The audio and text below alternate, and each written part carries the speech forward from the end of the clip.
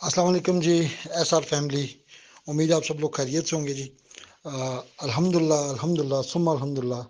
अल्लाह तेरा लाख लाख शुक्र कि ये दिन जिसको देखने के लिए, जिसको सुनने के लिए आप सब और मैं, हम जितने भी SR फैमिली 6 लाख लोग और 30 लाख ख़ानदान मुंसलिक थे, सब बड़े बेचैन थे। और अल्लाह पाक ने रमज़ान की बरकत से अल्हम्दुलिल्लाह हमारे भाई सफ़रमान न्याज़ी साहब की ज़मानत का जो फ़ैसला है वो हमारे हक़ में हो चुका है और सफ़रमान न्याज़ी साहब की ज़मानत हो चुकी है, जिस पे आप सब मुबारकबाद के मुस्तहिक़ हैं। क्योंकि ये कोई छोटी बात नहीं कि आप सब ने मतलब अपना एक फैमिली का सबूत दिया, फैमिली होने का सबूत दिया और एक मोहब्बत के साथ, इत्मीनान के साथ, सुकून के साथ जो जो आपको कहा गया है एज़ इट इज़ आपने उस पर अमल किया।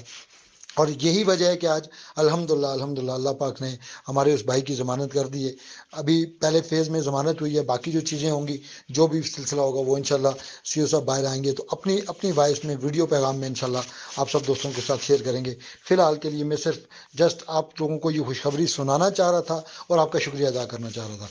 और यकीनन आप सब अपनी अपनी दुआओं में इसको याद रखिएगा, क्योंकि आगे के जो मामलात हैं अल्लाह पाक वो भी आसान करे। और सैफ साहब के हवाले से, क्योंकि वो जो कमिट करते हैं वो पूरा करते हैं और यकीनन वो तमाम अपनी कमिटमेंट्स को ज़रूर पूरा करेंगे।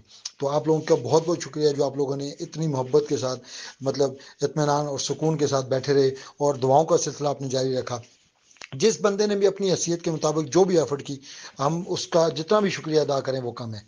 तो खुश रहें, आबाद रहें जी, और स्पेशल दुआओं का सिलसिला जारी रखिएगा। Thank you so much.